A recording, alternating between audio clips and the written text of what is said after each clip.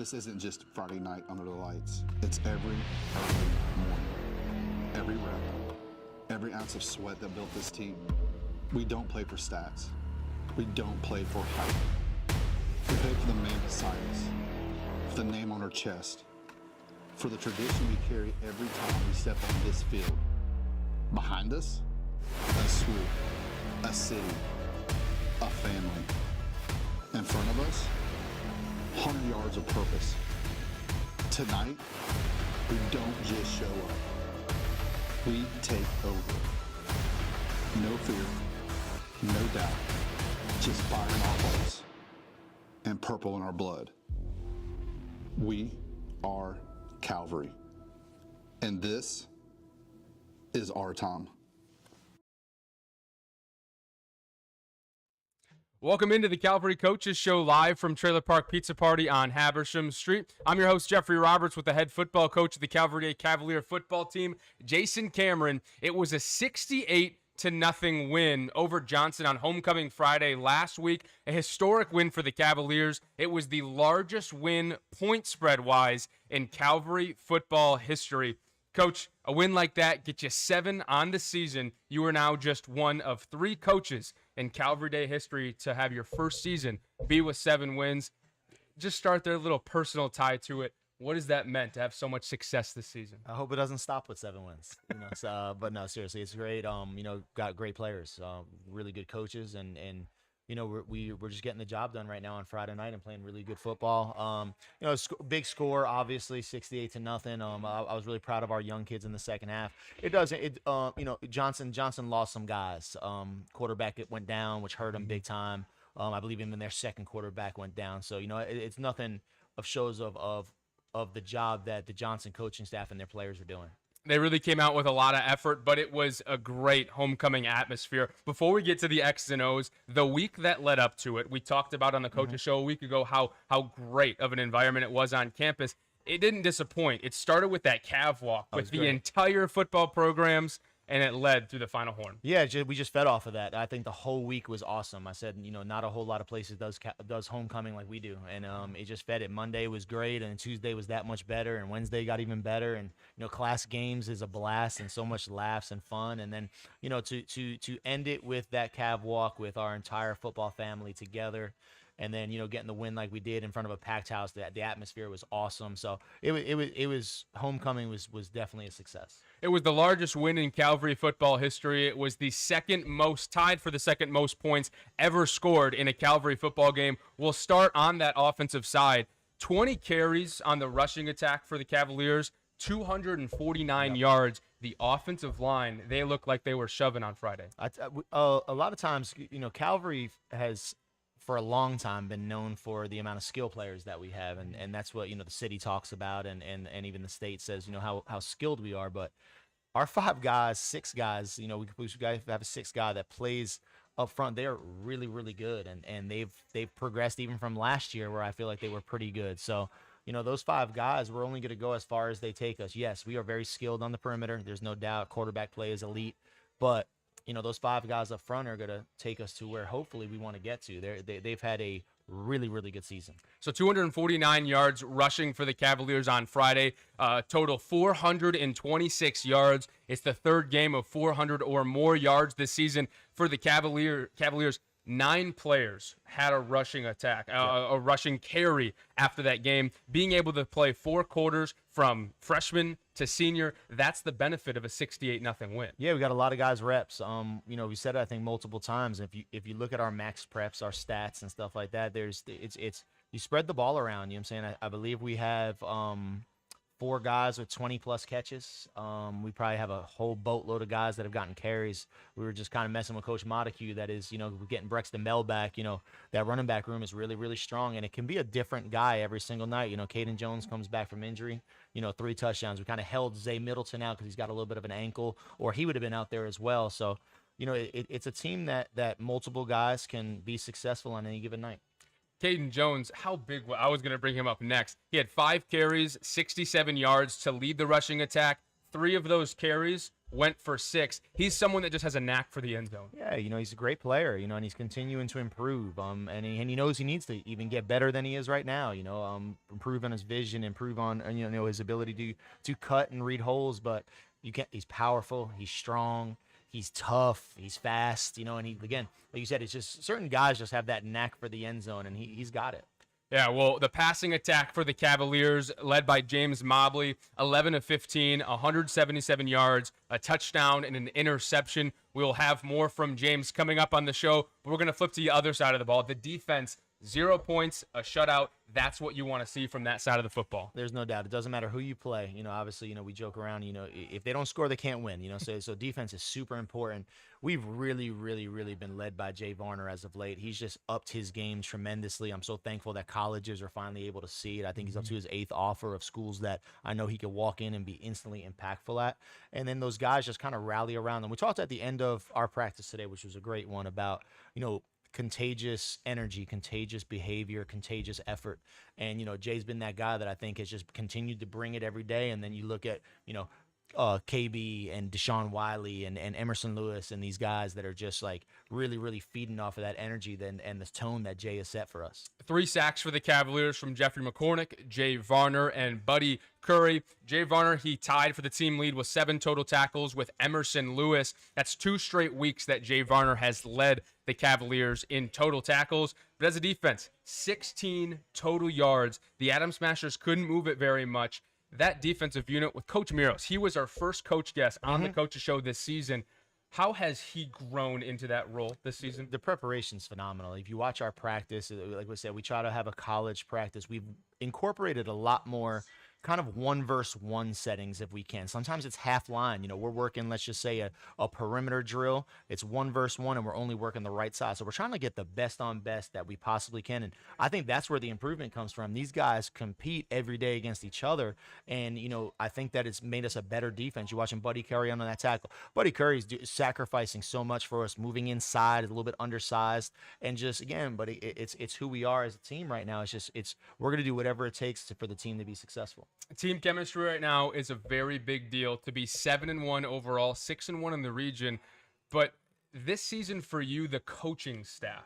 We bring up a couple coaches when we talk about the team and the X's and O's on the field, but off the field, that coach's locker room, there are gut laughs that come out of it. Can you speak on now in your first year as head coach of the Cavaliers, pulling a staff together to be this close? What does that mean? Yeah, I've been part of some really, really good staffs, really good staffs. This staff is just different a little bit.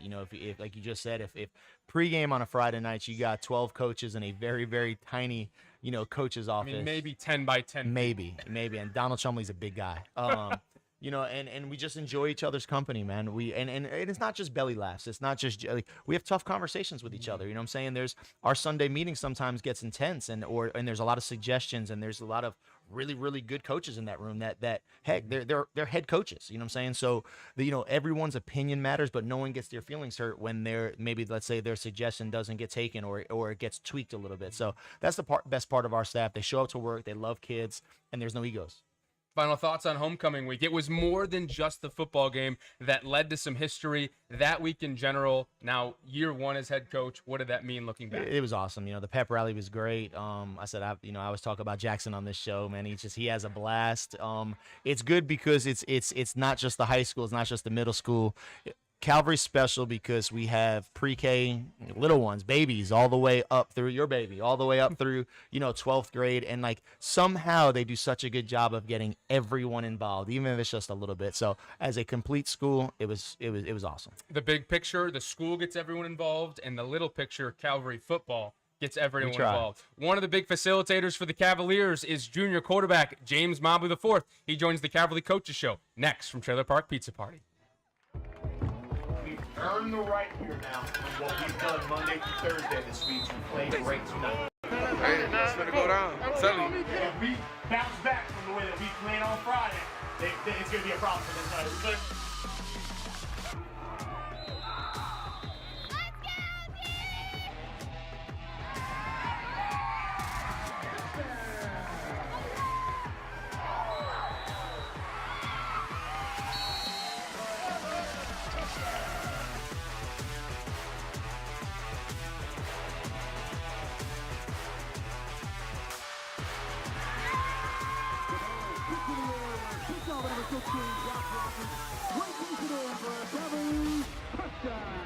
Happy homecoming, Cavs. Another dub. We'll see y'all next week.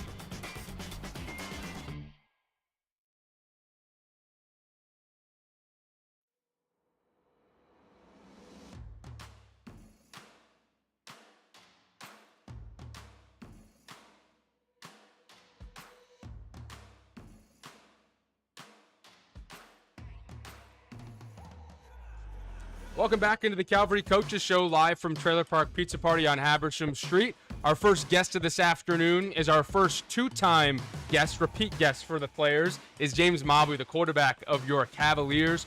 He has had one heck of a season as a junior, year two as the main starter for the Cavs. James, 7-1. It's got to feel good to see that 7 in the win column through 8 games. Yeah, it feels good. We're just getting better every single week. We just got guys step that, at the beginning of the season, we may have never knew that was going to play that role. So just having that, the practices are really good. We had a really good practice this morning, and just getting better throughout the season, just make this good playoff run. Well, some individual weekly performances for you, Coach. You said you just got an email today, a little honor and recognition for James. Yeah, James was just honored by the he will be honored Monday for his performance against Long County as a Savannah Quarterback Club Offensive Player of the Week. So, long overdue. He could probably be picked every single week, and it's just, it's a perfect example of someone that we want representing our team. Third guy we've got chosen. We got Scotty Walker a week for his beach game, and then we had Jeffrey McCormick for, I believe, Windsor Forest when he had the 5 sacks. So, awesome accomplishment for those 3 guys. Before I ask him how he's felt himself grow this season, how have you seen it? You're a quarterback offensive mind, and over the last, you started in his freshman year, and you kind of have grown together. This season in particular, that growth seems to have taken another jump. Yeah, well, you start by his freshman year. He stayed in Jake's pocket and my pocket the entire time. He was never hiding, So he had a grasp of everything we were doing. If it was a team session, it was almost like, James, back up. He's like right there, and it translated into last year. What I love is that we always talk about quieting the noise and the Nick Saban rat poison thing is I think everybody was waiting for him to fail this year. Because, Thomas Blackshear graduates and Dupa Coleman graduates, and that's the only reason why he had a good year. Total opposite. He's playing at probably a higher level this year, in my opinion, than he did last year. His feet are more in the mix. He's taking more of a leadership role, and he's got 4 guys now to choose from. So full field concepts for a high school quarterback is very difficult. Before we get to your thoughts on your growth, I want to talk about how this may have been the opposite of failure. He's up over 100 completions, over 1,600 yards, 14 touchdowns through the air, over 200 yards rushing for you as well, and 4 rushing scores for it. How game by game and week by week are you growing as a quarterback of this team? I probably say I'm going really good. At the beginning of the season, last season, I didn't really use my legs as much. During the summer, I just put on some weight, put on about 20 pounds. I'm up to like 175 now. Just putting on that weight to where if I need to take off, I can do that, and that's shown this season. And also just in the passing game, just making sure my feet are hot, going through my reads and progressions. We've really worked on that this summer, and me and Coach Cam, we've done a really good job with that. And my receivers just giving me the chance, and my O-line just blocking up front like they've done all season. They've done a really good job this season. And also my running backs just hitting the holes hard to where that sets up the defense where they don't know with our play action stuff. They don't know if I'm going to pass it or I'm going to fake the run and drop back and dump it off to one of my receivers and just let them work. Well, there are few positions in all of sports that have the mental load that being a quarterback does. Where do you think you've taken the most strides in that side of the game? Not just getting better at throwing the football and putting up more weight in the weight room. It's that mental being able to be the game facilitator. How have you made those strides this season? Oh yeah, I start my preparation that Saturday morning. After that Saturday morning, I watch the film of that game that Friday, see what I need to do to work on, see things that I've done good. And then that Saturday, it's out the window. I'm ready for next week, whoever we play. Just getting mentally prepared for that. And also, it's my teammates. I have a group chat with my receivers and a group chat with my offensive linemen. So just check on them, see how they're doing, how they feel about the season.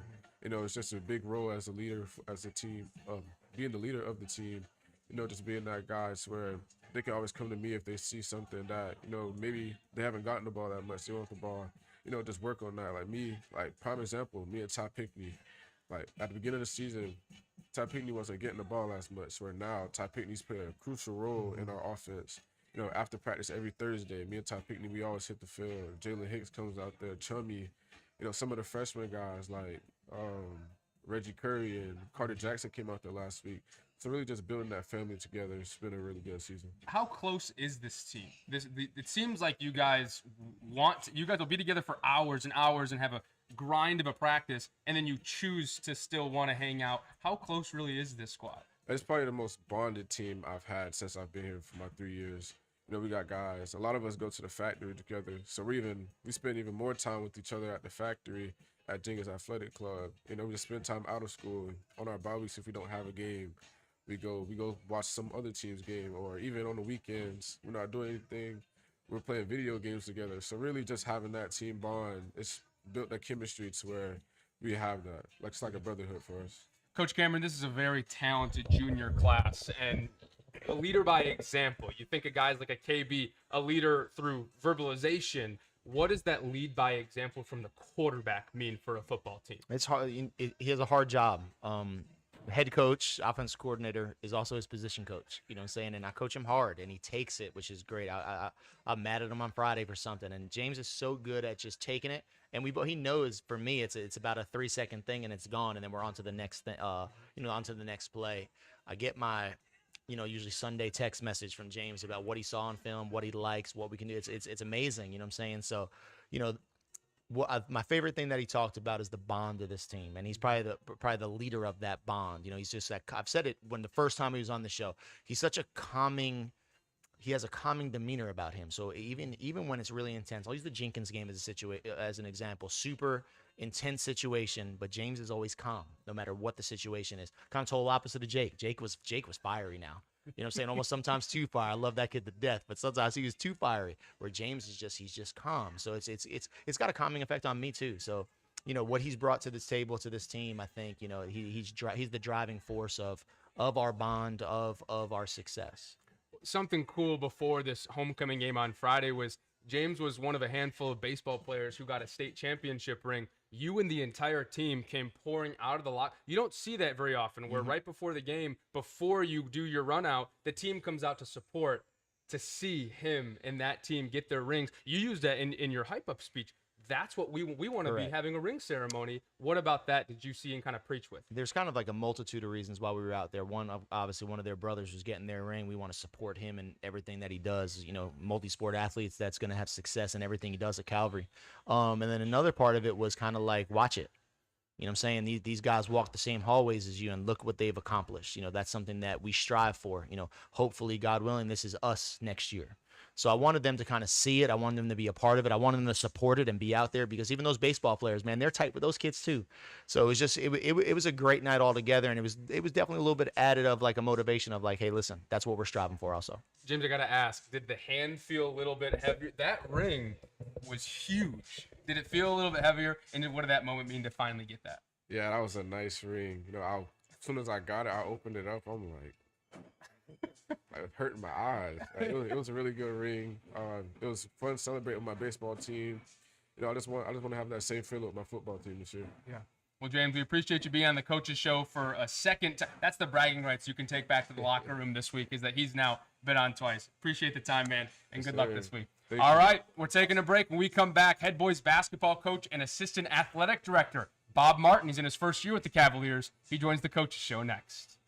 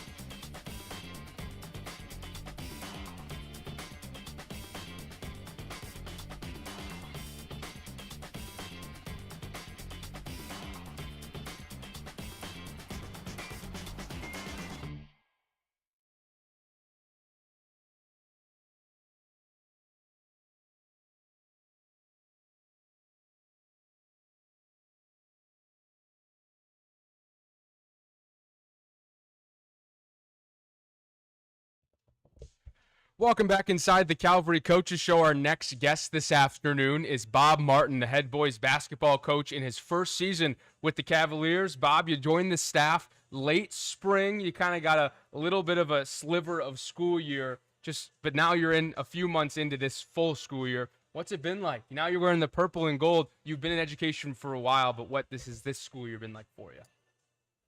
Every time I get into a new situation, it's just you have to kind of gather your bearings. You have to know where things are, get the climate of the school. I honestly feel like I'm coming back to friends. Dr. Chadwick, he's the one that hired me at Kings Ridge, and Taylor Smith was our strength and conditioning coach at Kings Ridge. So it's not that rough of a transition. I have some pretty good friends that also teach, Miss Procopio and Miss Voles, so I'm familiar with that. And then I always try to make it a point to get to the school as early as possible prior to summer and just start to get to know the players. And that to me is the biggest thing, because going into the summer, we already had established relationships, and I got to know a few people around campus. So it is what you make it, really, and how you put yourself out there. But it's been probably one of the smoothest transitions of any school that I've been to. Everybody's been extremely welcoming.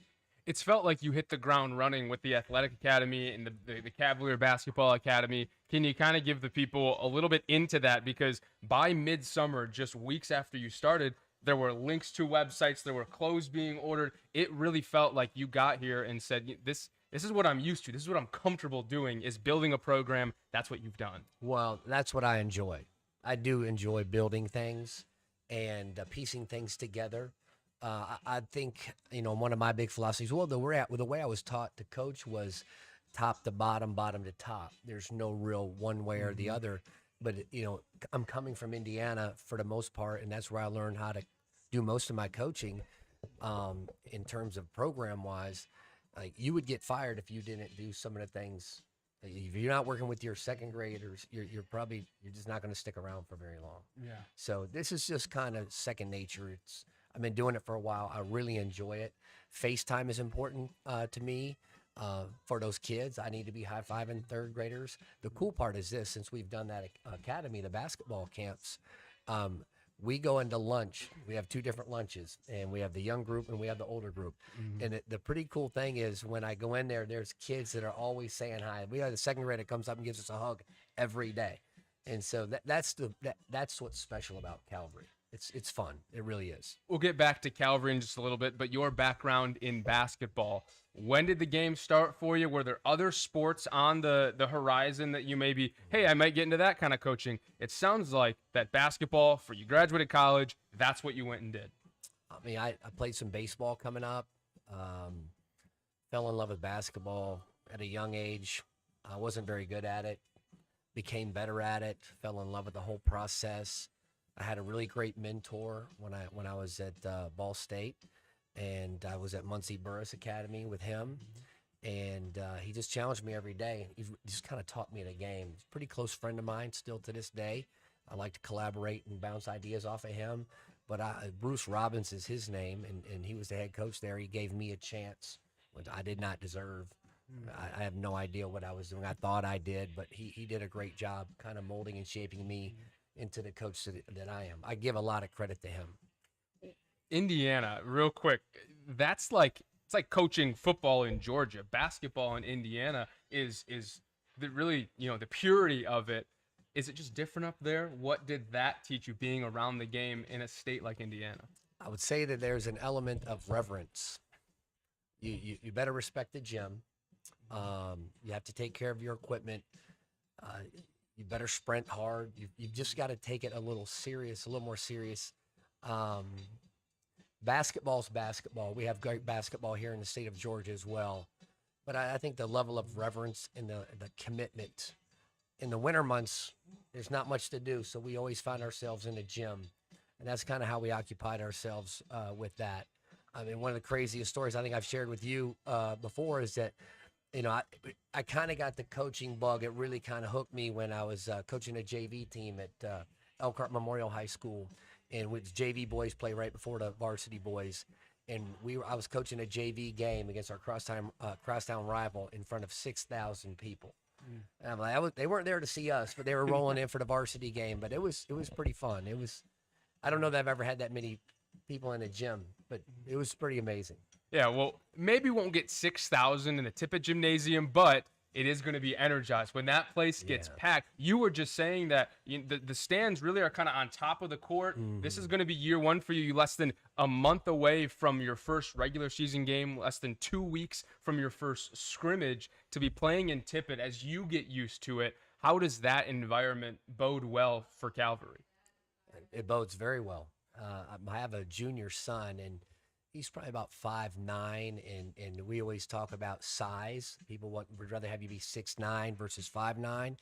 But I always say to the 6'9" player, I always say to the 5'9" player, use your size to your advantage. So Chol's going to do that, and Jamin's going to do that. So I can reference that and use our gym. We're going to use the size of our gym or lack of size of that gym to our advantage. It's going to be. I played in there before in an Elite 8 game, and it's hot, it's muggy. It's a little bit hostile, and which is pretty awesome. It's going to work to our favor. That's an advantage on our part for sure. And the way I understand it, and I'm learning this, and we have some great students at the school. I know the bench, where the bench is, the student sections are right behind. We're going to try to capitalize on that and kind of just make them an extension of what we're doing.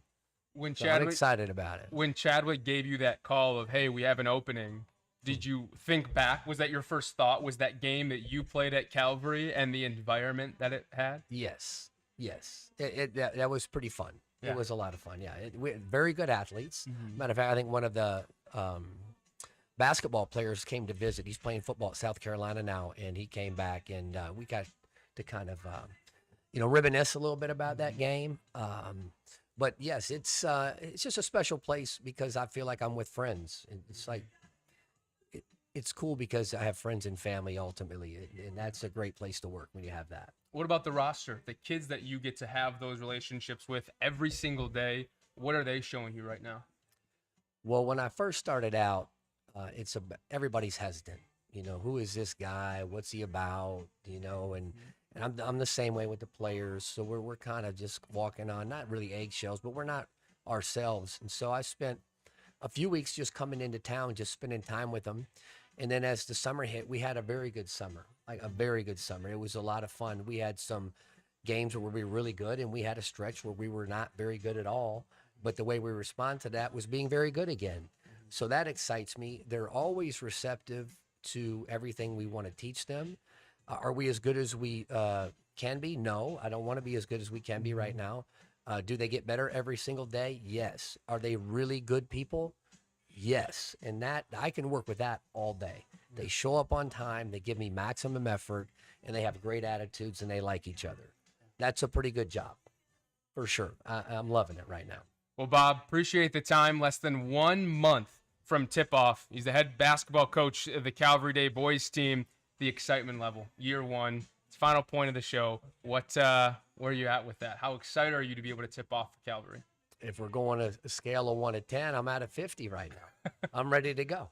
I'm ready. November 1st, we have a scrimmage. They're coming in at 2 o'clock. We're playing Greenbrier. Former player of mine just got the head coaching job, and so we're teaming up with that. And so it's going to be fun. It's going to be a lot of fun. I'm excited about it. All right. Thank you, Coach. Appreciate you joining the you. show, and welcome to Calvary. Thank you. We wrap up the Calvary Coaches Show next.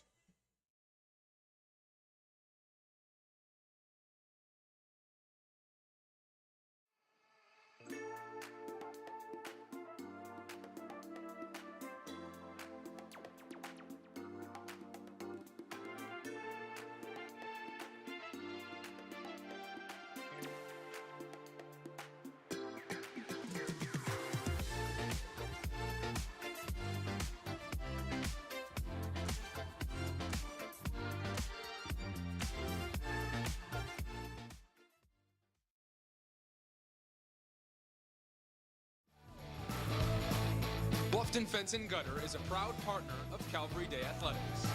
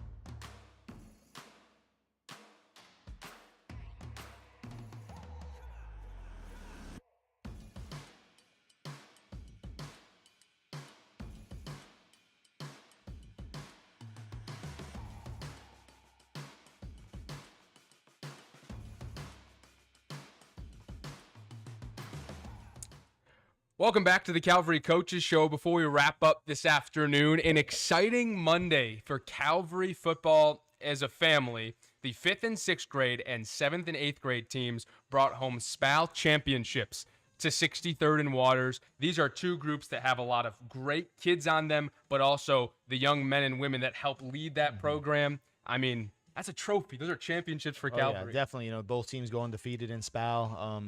Super well coached. If you didn't get a chance to watch both of those teams play, they were so impressive. They played hard. They represented Calvary really, really well.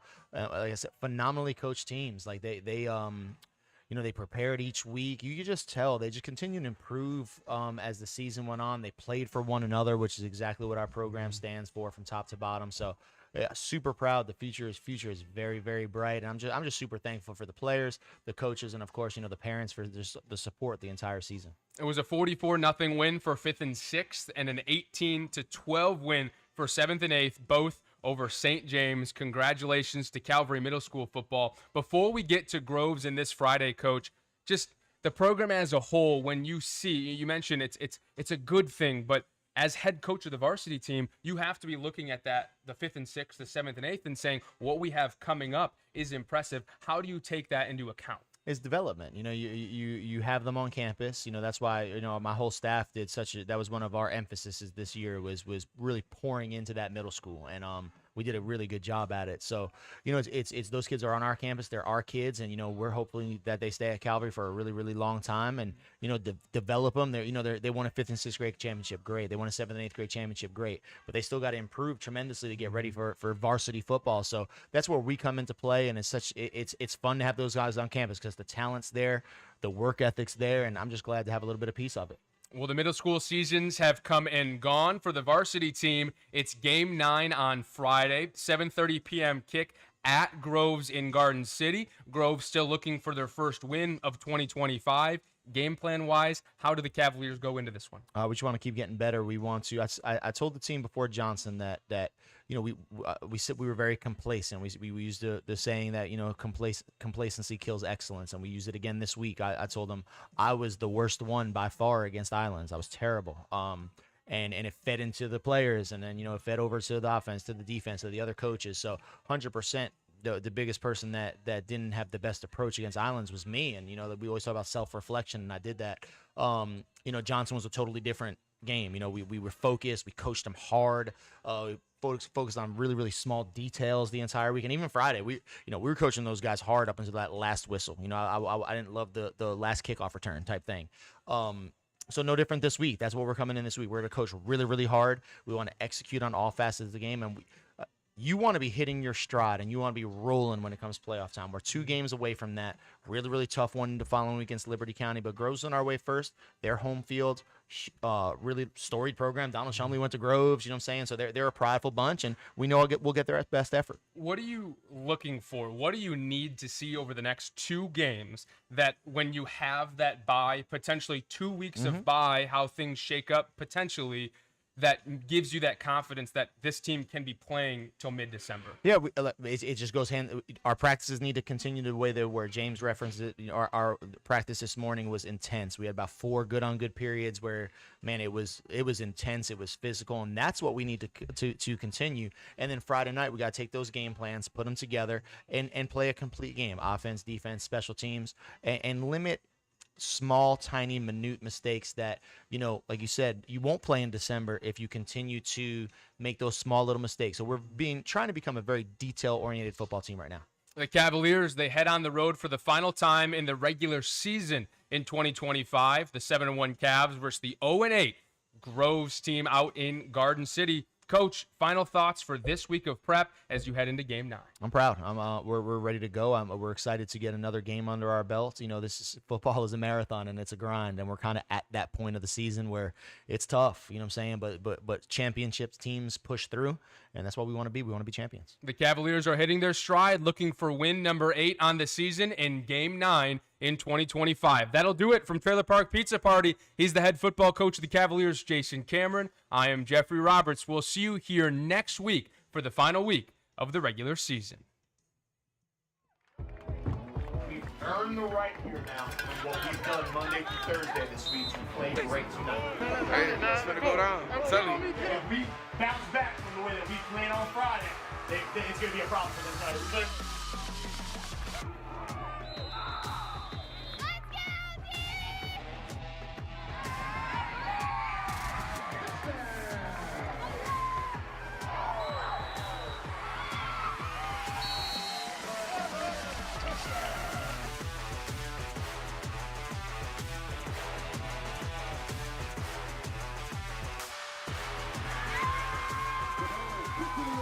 Kickoff number 16, Josh Rogers.